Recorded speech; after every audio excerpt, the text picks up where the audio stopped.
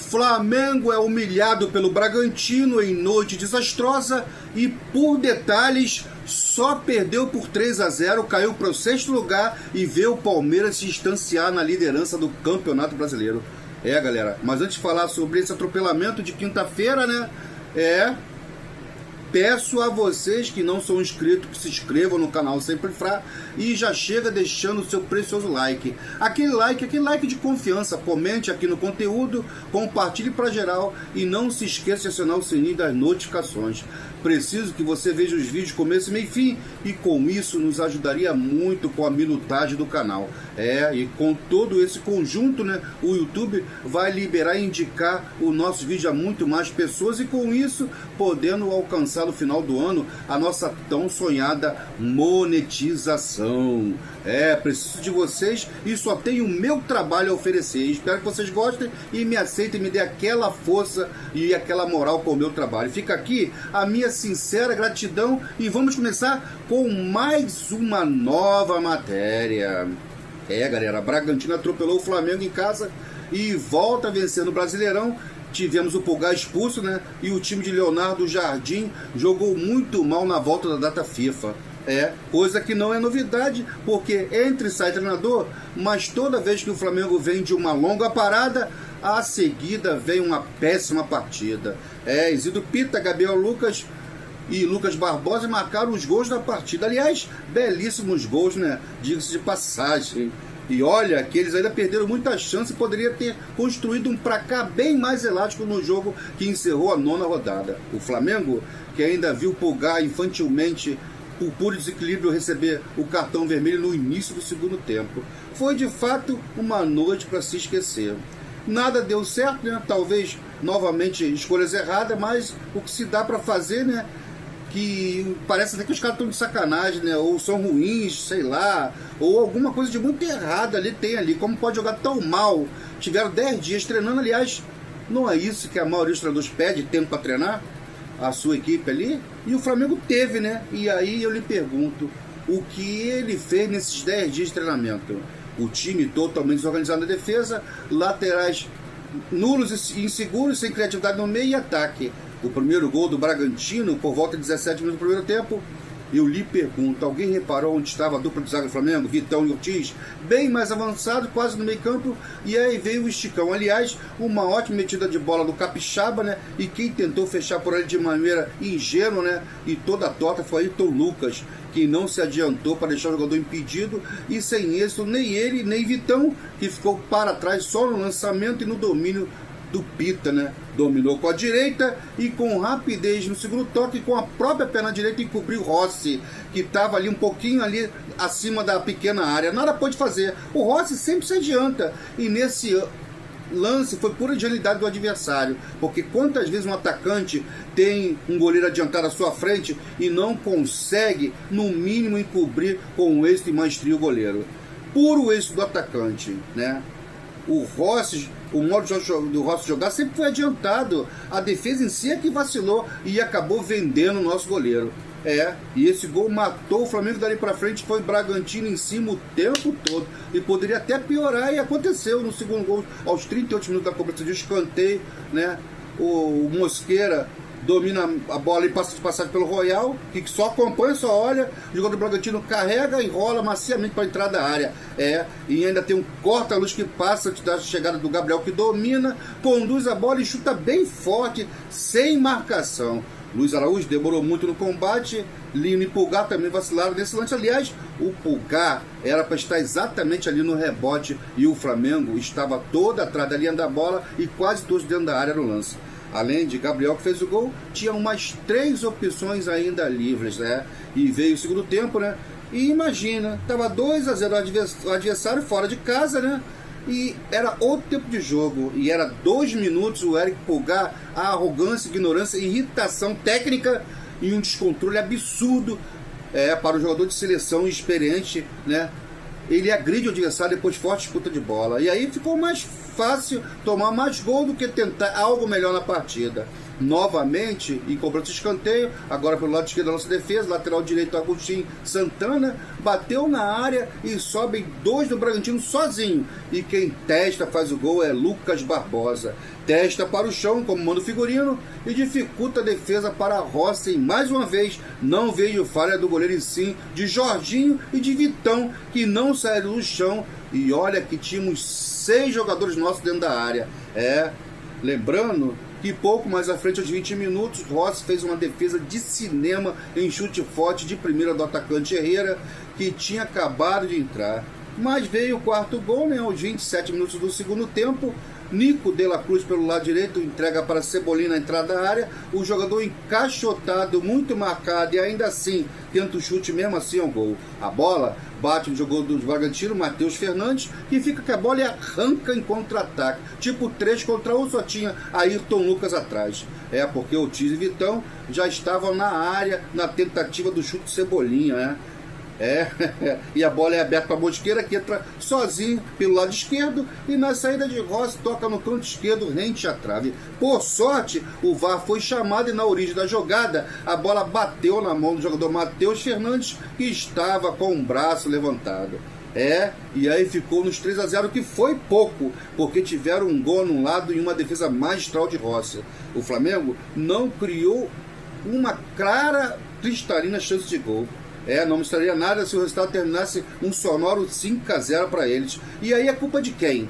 Perder para um time que estava na zona de rebaixamento, que não vencia há mais de 2 meses ou 4 partidas, agora está em 11º lugar, com 11 pontos, 3 a menos que o Flamengo, que caiu para 6º lugar e ainda com um jogo a menos. E tivemos uma zaga muito confusa, com o Vitão e o Ortiz avançando demais, né? E o Bragantino saindo no esticão, pegava toda hora a zaga aberta. O destaque da equipe do Bragantino, né? Tivemos o bom Capixaba com excelente lançamento ali para o primeiro gol de Ezido Pita, Lucas Barbosa, o próprio Ezido Pita, né? E a entrada do Herrera e Matheus Fernandes também entraram muito bem no segundo tempo. Tivemos 18 chutes do Bragantino, no qual 7 chegaram ao gol, sendo que 4 deles foram gols, né? E um desses aí foi anulado. E o Flamengo teve 7 chutes e com um só chegando ao gol de Volpi. É muito pouco. Resultado mais que merecido para o Bragantino, né? E como já dizia o nosso saudoso Washington Rodrigues, ferimentos leves. Galera, também tivemos Ayrton Lucas, que na única vez, né, que subiu bem pelo seu lado esquerdo, né, foi ao fundo e não passou para ele, estava sozinho em frente para o gol e resolveu chutar direto e foi facilmente defendido pelo goleiro Volpi. Falhou feio defensivamente. Galera, temos que ir correndo para o mercado, comprar um bom jovem lateral esquerdo, e isso aí é para ontem. Na direita até acho que o Roel fez um feijãozinho com arroz, que é muito pouco. Para ser jogador de Flamengo, né? E lá no meio, um Pulgar super nervoso e até violento. Fez muitas faltas bobas, desnecessárias, e recebe muito cartão amarelo logo cedo na partida. E está sempre pendurado. Mas é ótimo jogador. Mas merece ser multado e punido. E servir de exemplo para outros no elenco. Jorginho tá bem como todo mundo joga bem. E quando a coisa tá feia, ele não consegue se destacar. Errou muito também na marcação. Paquetá perdido. Aí eu falo, ele lá na frente joga em todas as posições. Jogar, galera, é mole. Jogar bem e em alguma dessas posições é que está sendo muito difícil. Luiz Araújo não rendeu pela direita, e olha que esse jogador vinha sendo cobrado por nós da torcida começar jogando. E outro que de fato não caiu nas graças da torcida é Samuel Lino. Ele até que tenta, e às vezes até dá uma melhoradinha, mas no resumo geral, pelo preço e a banca que veio, eu esperava bem mais, e a torcida esperava bem mais ainda. O Cebolinha para mim é superior, mas quando entra assim como entrou, sempre quando a vaca já foi pro brejo, né, fica muito difícil fazer alguma coisa. E lá na frente o Pedro, né? O atacante tem sim as suas limitações físicas, né? E com histórico de contusões graves, e tenta voltar à sua melhor forma, e sabemos que isso pode até nunca acontecer, mas ainda assim é um dos poucos centroavantes raízes desse país. sabe muito bem se colocar, fazer gols, é inteligente e habilidoso. Mas a bola tem que chegar até ele, como não chegou quando estava sozinho na área, né? E aí Ayrton Lucas foi no fundo, cruzou direto, chutou pro gol. Não adianta reclamar do atacante. Sempre jogou assim e agora parece que não serve porque não se adapta por jogar em característica diferente da sua que sempre jogou. Agora a culpa é sim do Boto. Cadê o centroavante tão prometido que estamos sem desde a saída do Gabigol? Aliás, da saída do Juninho. E aí o que veio? Foi o Paquetá. E olha o preço. Era necessário essa contratação? Então, cobrem o Boto. Para mim, foi dinheiro gasto desnecessariamente. Com outras faltas bem claras ali no elenco. Direção, presidente, vamos gastar esse dinheiro direito e comprar jogador de posição de origem. Tipo, lateral é lateral e não zagueiro ou meias. Jogadores que jogam pela direita, que jogam pela esquerda. E um centroavante como eles querem que joguem. Ou tentando ali uma jogada de outra característica se encaixe, né? Porque chega de comprar um cara que se diz jogar em várias posições e no fim não rende nenhuma delas. Exemplos como o caso de Ortiz, que é ótimo zagueiro, mas não é volante. Danilo é o quê? É zagueiro ou lateral direito? Alexandro é lateral esquerdo, zagueiro. E o Varela, hein? O Varela é lateral direito, esquerdo ou cabeça de área. Paquetá se diz jogar em todas as posições do meio campo para frente e não está rendendo nenhuma delas. Direção, traz jogadores que faz somente a sua função de origem. E muito bem, já é o suficiente. Nada de quebra-galho. O nosso Flamengo não é mais para experiências, e sim para resultados imediatos. Mudar precisa. Agora, precisa ser bem pontuados por posições que sejam realmente carentes e deficitárias. Não é comprar por comprar e extremamente precisa contratar o lateral esquerdo jovem. Um jogador para o lado esquerdo, um outro para o lado direito. E um outro bom e versátil centroavante. E aí teríamos dois para cada estilo de jogo. Esse jogo já foi para conta. Agora, domingo, temos o Santos no Maracanã. Às 17h30 teremos a volta de Léo Pereira, graças a Deus. Também teremos a Arrascaeta e Varela de fora, né? Deve voltar. O Eric Pulgar está fora por ter sido expulso na quinta-feira, né? Por puro descontrole. Nesse jogo de quinta-feira que eu estou falando. O Everton Araújo, se já tivesse recuperado, deve jogar no lugar do Pulgar. Deve também ter testado por ali com o De La Cruz, que seria até a minha opção. Paquetá deve dar vaga para Arrascaeta e Cebolinha deve novamente ter chance de começo. Carrascal deve entrar no lugar de Luiz Araújo e temos ali um elenco muito bom. Temos um time muito bom para render mais e temos um treinador muito bom. Não podemos perder e jogar como quinta-feira, né? Dominados por completo, começo, o meio e o fim, perder sem lutar, sem brigar, sem disposição e sem se entregar dentro de campo. Isso é inadmissível, a torcida não tolera.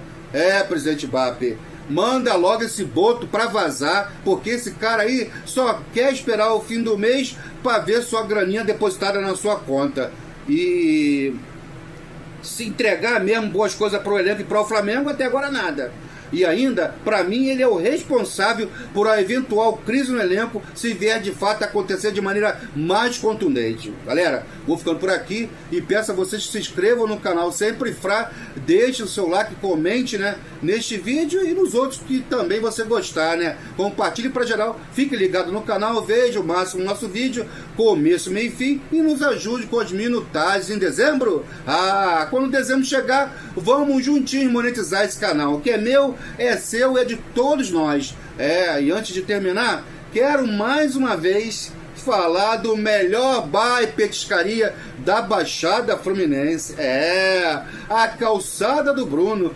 Que lugar aconchegante, né? O tratamento lá é super diferenciado e vocês vai ver coisas que em nenhum outro lugar você vê. Você vai ver os próprios donos servindo e lhe dando toda a atenção. Calçada do Bruno, do meu amigão e também flamenguista, Bruno, o gordinho mais humilde e gente boa que eu conheço. Calçada do Bruno, Rua Tocantins, número 57, próximo à garagem da Santo Antônio, Jardim Sarapuí, Duque de Caxias. Venha, experimente a carne de sol e o baião de dois, que são os pratos mais pedidos entre os outros tantos maravilhosos. E é claro, todas as suas cervejinhas prediletas num 0 grau. Vou deixar aqui para vocês os horários e dias de funcionamento. Canal Superfly, Calçado do Bruno, juntos e misturados, tudo a ver, e o sucesso é exclusivamente você. Galera, vou ficando por aqui. Grato pelo seu apoio, audiência e carinho com o canal. Um forte abraço e um carinhoso e respeitoso beijo em seu coração. E como eu sempre falo com muito orgulho, isso aqui, ó, é sempre Frá. Valeu!